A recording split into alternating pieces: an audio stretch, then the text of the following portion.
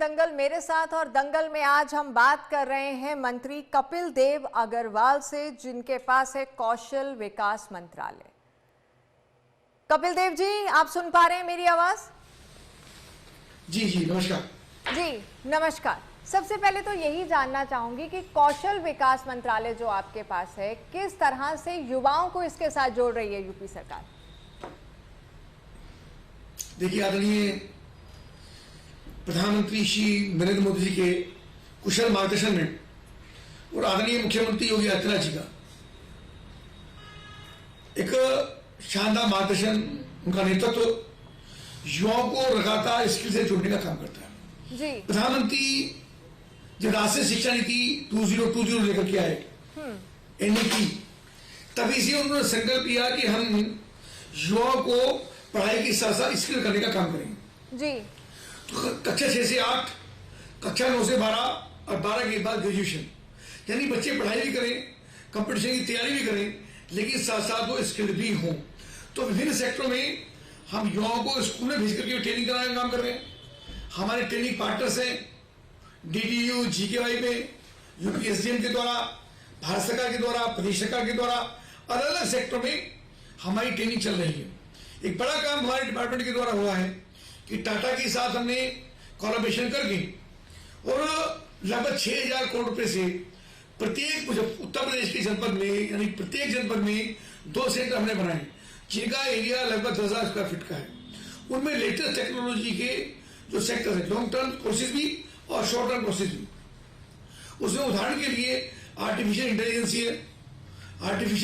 है, जी, electronic vehicles है, हाँ, 3D प्रिंटिंग है,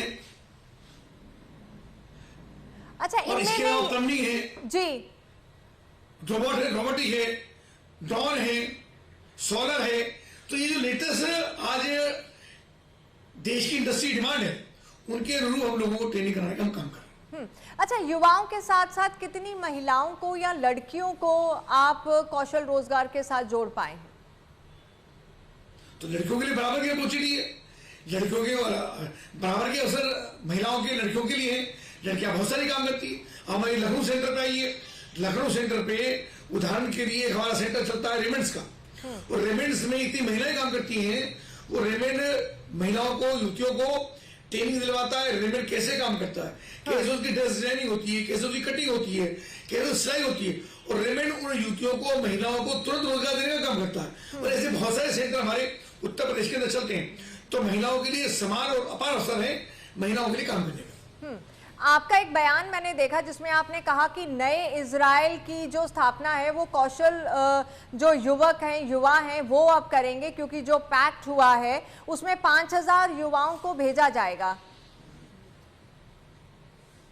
अभी हमने पिछले टर्म में जब इजराइल में हुआ था, उसमें हमने लगभग 6,000 युवकों को इजराइल में भेजा है। हाँ। तो इस बार भी कल भी हमारा कार्यक्रम हुआ है।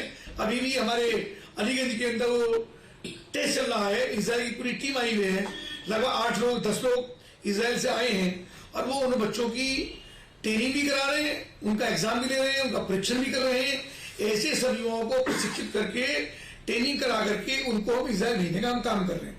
और इस बार लगभग हमारा 6500 युवाओं को इजराइल भेजने की हमारी तैयारी है। उनको लैंग्वेज भी हम सिखा रहे हैं। और इसके इजराइल के अलावा भी यूरोप कंट्रीज के अंदर भी हमारा कॉर्पोरेट चल रही है, उनमें भी हम युवाओं को लैंग्वेज सिखा करके, प्रशिक्षित करके उनको हम भेजने का हम काम करें। इससे कितना बेनिफिट हुआ है और कितनी अपॉर्चुनिटीज मिली हैं, आपको क्या लग रहा है? मैंने क्वांटिटी वाइज आपको बताया, तो जितने लोगों को रोजगार मिला उतना उसका बेनिफिट हो गया, और बहुत अच्छा वेतन उनको मिलता है। 1.25 लाख 1.5 लाख रुपए का वेतन उनको मिलता है। हाँ। यानी ये बात मैं कह सकता हूं कि हिंदुस्तान से भी ज्यादा सैलरी उनको वहां पर मिल रही है, और अपार अपॉर्चुनिटी। और जब वहां लोग वहां से लौट करके आएंगे, तब उनको लौट के आने के बाद आगे बढ़ने का और उसके साथ साथ काम करने का, और वहां से एंटरप्रेन्योर बढ़ करके आने का अवसर मिलेगा। तो फ्यूचर में आप क्या सोचते हैं, क्या प्लान है, क्या गोल सेट करके चल रहे हैं? मेरा आपके माध्यम से देश के युवाओं से, युवतियों से, बालिकाओं से ये मेरा निवेदन है कि अगर आप स्किल्ड नहीं होंगे तो आपका भविष्य, मुझको लगता है, उतना सुरक्षित नहीं है। जो बच्चे कंपटीशन की तैयारी कर रहे हैं वो तैयारी करें, कोई दिक्कत नहीं है। उनको क्वालिफाई कर लेते हैं, वो नीट क्वालिफाई करें, वो एसएससी क्वालिफाई करें, वो पुलिस और मिलिट्री के अंदर जाए, हमें कोई प्रसन्नता की विषय हमारे लिए वो जाए। लेकिन जो बच्चे क्वालिफाई नहीं कर पाते हैं, पढ़ाई के साथ साथ अपने आप को किसी एक सेक्टर में स्किल्ड करें, स्किल्ड होंगे। अपार संभावना उत्तर प्रदेश के अंदर, हिंदुस्तान के अंदर काम की, रोजगार की, व्यापार की, व्यवसाय की है। आप अपना काम भी कर सकते हैं, आप नौकरी भी कर सकते हैं, और अगर आप किसी काम के एक्सपर्ट हो गए तो आप एंटरप्रेन्योर भी बन सकते हैं। युवाओं को रोजगार देने के साथ साथ नौकरी देने का भी काम आप कर सकते हैं। जी बिल्कुल। बात थोड़ी राजनीति की करूं तो हाल ही में हुए उपचुनावों के जो नतीजे आए उसके बाद यूपी की राजनीति को किस दिशा में मुड़ते हुए देख रहे हैं? देखिए सिद्धू जी, अभी जब हिंदुस्तान के अंदर लोकसभा का चुनाव हुआ तो ये तथाकथित इंडी गठबंधन था। मैं तो उससे भी कहा था कि भानुमति का कुंबा है, ये बहुत देर नहीं चल सकता। इन लोगों ने एक परसेप्शन देने का काम किया, ये संविधान बदल देंगे, आरक्षण खत्म कर देंगे, लेकिन बहुत जल्दी वो झूठ, उसका पर्दाफाश हिंदुस्तान की जनता की आंखों से उतर गया है। हरियाणा में भरपूर आशीर्वाद भारतीय जनता पार्टी को वहां के लोगों ने दिया है, वहां पे इंडी गठबंधन फेल हो गया। राहुल गांधी जी को रिजेक्ट करके, कांग्रेस को रिजेक्ट करके उन्होंने वापस पेवेलियन भेज दिया। हरियाणा के साथ साथ महाराष्ट्र के अंदर भी यही हुआ। महाराष्ट्र में सरकार बनाने की बात कर रहे थे, लेकिन आउट करके और बुरी तरह पीट करके पिच पे उनको वापस पेवेलियन भेज दिया। तो यूपी की राजनीति को आउट हो गया। हाँ, लेकिन मैं अगर यूपी की राजनीति को देखूं तो यूपी की राजनीति अब किस तरफ बढ़ रही? निश्चित रूप से आगे बढ़ रही है, पॉजिटिव साथ आगे बढ़ रही है। आदरणीय मुख्यमंत्री योगी आदित्यनाथ का मॉडल, कानून व्यवस्था का मॉडल, 24 घंटे बिजली, इतना शानदार इंफ्रास्ट्रक्चर, युवाओं को रोजगार, उनको नौकरियां, एक भी पैसे का भ्रष्टाचार नहीं, सरकार में किसी प्रकार का लेन देन नहीं, उन सब चीजों को योगी मॉडल मान करके अन्य मुख्यमंत्री भी उसको अडॉप्ट कर रहे हैं।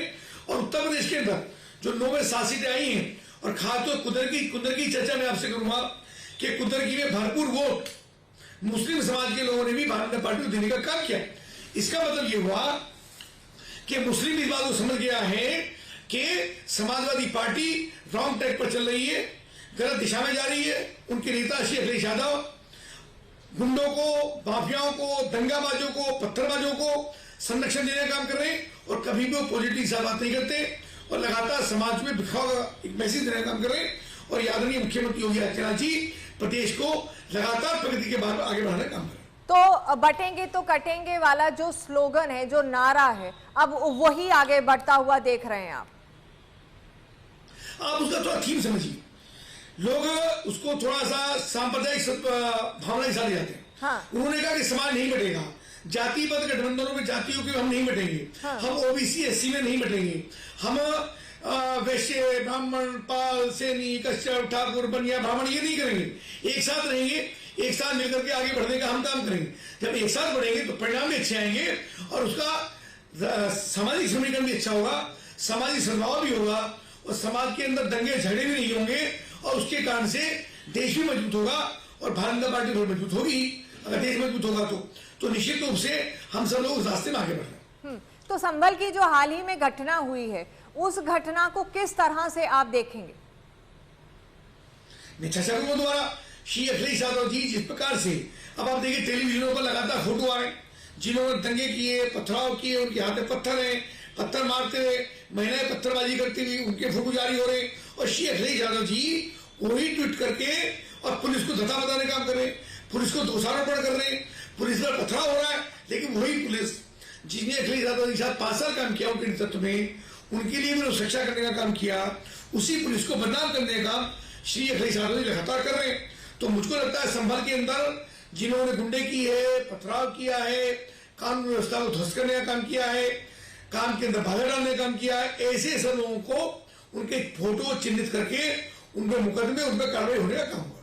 तो आप इसका पूरा का पूरा इल्जाम विपक्ष पर यानी कि समाजवादी पार्टी पर लगा रहे हैं। तो आपको लग रहा है कि उपचुनाव के जो नतीजे आए हैं ये उसका परिणाम है, वो खींच है? आपका जवाब ये संकेत दे रहा है, मैं इसलिए ये सवाल कर रही हूँ।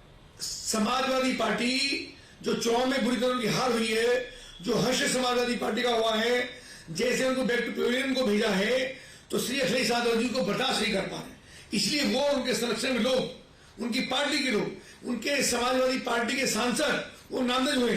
विधायक का भाई, उसके अंदर ना विधायक का बेटा, उसके अंदर नामजद हुआ है। और समाजवादी पार्टी लगातार प्रदेश के अंदर व्यवस्था, स्थिरता, उनको भड़काने का काम, लोग उकसाने का काम वो लगातार कर रही।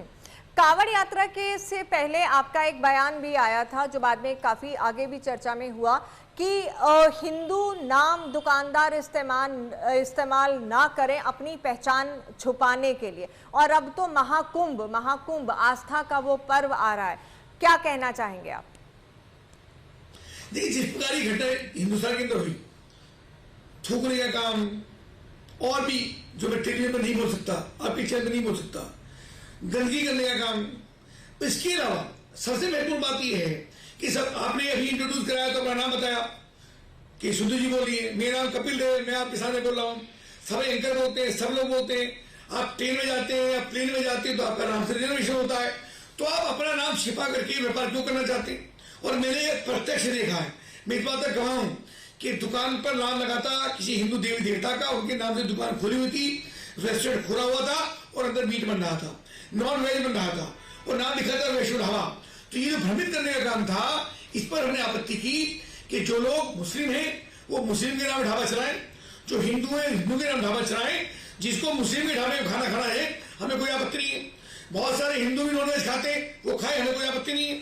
बंगाल के अंदर बहुत सारे लोग मछली खाते हैं, हमें कोई आपत्ति नहीं है। तो उनको पता हो कि हम किस दुकान पर जा रहे हैं, कहाँ से हम खरीद रहे हैं, हम वेज खरीद रहे हैं कि नॉनवेज खरीद रहे हैं।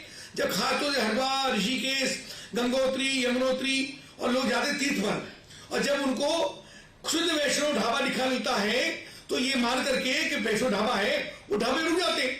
उनका धर्म नष्ट होता है, उनके यहाँ महिलाएं होती है, परिवार होता है, बेटियां होती है, बच्चे होते हैं। तो उसमें हमने आपत्ति की थी, काफी हद तक उसमें इंप्लीमेंट हुआ है और आदरणीय मुख्यमंत्री योगी आदित्यनाथ जी ने उसको काफी हद तक इंप्लीमेंट करने का काम किया। बात फिर से एक बार उपचुनाव की कर रही हूं। मायावती ने कह दिया कि हाँ, बीएसपी अब आगे से कभी भी उपचुनाव नहीं लड़ेगी क्योंकि ये फ्री एंड फेयर नहीं होते, ये उनका आरोप था। दूसरी तरफ समाजवादी की बात करें तो वो सिर्फ अपने ही गढ़ को बचाने में कामयाब हुए, कहीं और अपनी मौजूदगी भी दर्ज नहीं करा पाए। तो ऐसे में विपक्ष को कहां देख रहे हैं? देखिए, आदरणीय मायावती जी को इस प्रकार से निभाना चाहिए। वो चुनाव लड़े, उनका स्वागत है। और मायावती 3 बार प्रदेश की मुख्यमंत्री रही हैं, उनके पास एक वर्ग है उनकी वोट का, जो उनकी वोट का आधार है। और मायावती जी इस प्रकार से टिप्पणी करेंगी, वो स्वयं मुख्यमंत्री रही हैं, तो मुझको लगता है ये ठीक नहीं है।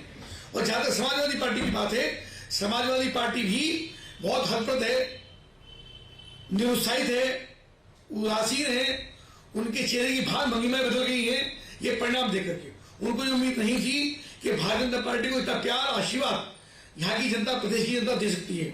अखिलेश यादव जी को जनता ने बार बार नकारा है, 2014 में, 2017 में, 2019 में, और उत्तर प्रदेश के अंदर 2022 में, 24 में उनको समर्थन थोड़ा सा मिला, लेकिन वो जो मोह था, जो थोड़े दिन के लिए हुआ था, जो झूठ उन्होंने बोलने का काम किया था, वो भी भंगा हो गया है। उसका परिणाम जनता ने उपचुनाव में देने का काम किया है और 9 में 7 सीटें भारतीय जनता पार्टी गठबंधन को देने का काम किया। सबसे बड़ी स्ट्रेंथ क्या आपको लगती है सरकार की? सबसे बड़ी स्ट्रेंथ क्या है? ईमानदारी से काम करना, परिश्रम से काम करना, समर्पण के साथ काम करना, जवाबदेही के साथ करना। भारतीय जनता पार्टी की योगी आदित्यनाथ की सरकार जवाबदेही सरकार है, जनता की जवाबदेही सुनिश्चित है। प्रत्येक मंत्री, प्रत्येक विधायक, प्रत्येक जनप्रतिनिधि अपनी अपने पक्ष में, अपनी अपनी क्षेत्रों में जवाबदेही संगठन, जवाबदेही सरकार चला रहे। मुख्यमंत्री जवाबदेही साथ चल रहे, 24 घंटे बिजली दे रहे, ईमानदारी के साथ काम कर रहे और जनता का भरोसा उन्होंने जीतने का काम किया। कोई सरकार जनता का भरोसा जीते, इससे बड़ी बात कोई हो नहीं सकती। तो मुझको लगता है कि शानदार काम उनके नेतृत्व में लगातार हो रहा है। अच्छा, बतौर कौशल रोजगार जो मंत्रालय आपके पास है, सबसे बड़ा चैलेंज आपको क्या लगता है? क्या मुश्किल है युवाओं को स्किल डेवलपमेंट के साथ जोड़ना, अभी भी उन्हें कन्विंस करना? क्या वो मानसिकता बदली है या नहीं बदली है? देखिए, ये बिल्कुल बहुत अच्छा प्रश्न आपने पूछा है। अभी युवाओं को रोजगार की आवश्यकता है, उनको तुरंत नौकरी चाहिए। युवा व्हाइट कलर जॉब चाहते हैं, वो हमारे पास आते हैं, आपके पास भी लोग आते होंगे, तो जॉब दिलवा दो। क्या जॉब? सुपरवाइजर कहीं लगवा दो। सुपरवाइजर की कोई नौकरी इस सेक्टर में नहीं। जो बच्चे स्किल्ड होंगे उन्हीं को रोजगार मिलेगा। प्राइवेट सेक्टर में आज बड़ी अपार संभावनाएं युवाओं को रोजगार मिलने की है, लेकिन मैं आपके माध्यम से निवेदन करूंगा ये बड़ा चैलेंज हमारे लिए है कि आपको बिना परिश्रम के, बिना काम सीखे, बिना स्किल के आपको रोजगार की संभावना न्यूनतम है। आप आइए, हमारे विभाग में आइए, हमारी आप वेबसाइट पे जाइए, आपको रोजगार के सीखने के लिए, काम करने के लिए आपको अनेक अवसर है। आप जाइए और हम आपको रोजगार भी दिलवाएंगे और आपको प्रशिक्षण भी देंगे और प्रशिक्षण भी निःशुल्क देंगे। निःशुल्क प्रशिक्षण देने का काम करते हैं। तो जो चैलेंज है वो ये है कि बहुत सारे युवा अभी भी काम सीखना नहीं चाहते और सीधे नौकरी चाहते हैं। जी चलिए, बेहद शुक्रिया हमारे साथ जुड़कर ये सारी बातें रखने के लिए, बेहद शुक्रिया। तो अभी इनका कहना है कि बहुत कुछ बदला है, लेकिन मानसिकता स्किल डेवलपमेंट को लेकर अभी और बदलने की जरूरत है। लेकिन स्किल डेवलपमेंट मौजूदा वक्त की डिमांड भी है। लेते हैं आपसे इजाजत, नमस्कार।